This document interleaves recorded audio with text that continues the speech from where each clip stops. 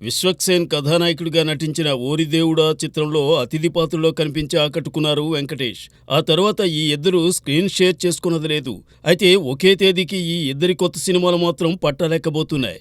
అనిల్ రావిపూడి దర్శకత్వంలో వెంకటేష్ నటించబోయే మూడో cinema July 3న పూజా కార్యక్రమాలతో మొదలు కానుంది. మరోవైపు రామ్ నారాయణ్ దర్శకత్వంలో విశ్వక్సేన్ హీరోగా తెరకెక్కనున్న సినిమా కూడా అదే రోజున పూజతో ప్రారంభం కానుంది. వెంకీ అనిల్ రావిపూడి చిత్రాన్ని దిల్ రాజు నిర్మిస్తుండగా విశ్వక్సేన్ రామ్ నారాయణ్ కాంబో ఫిల్మ్ని సాహు గారపాటి ప్రొడ్యూస్ చేస్తున్నారు. విశేషమేమిటంటే బెల్లంకొండ సాయి శ్రీనివాస్, అనుపమ పరమేశ్వరన్ జంటగా నటిస్తున్న రెండో చిత్రాన్ని కూడా సాహు గారపాటినే నిర్మిస్తున్నారు. ఈ సినిమా సోమవారం ఆరంభమైంది. అంటే 2 రోజుల వ్యవధిలో సాహు గారపాటి నిర్మాణంలో 2 చిత్రాలు పట్టాలెక్కుతున్నాయన్నమాట. ఏదేమైనా ఇలా వరుసగా కొత్త చిత్రాలు సెట్స్ పైకి వెడుతుండడం శుభపరిణామమే మరి.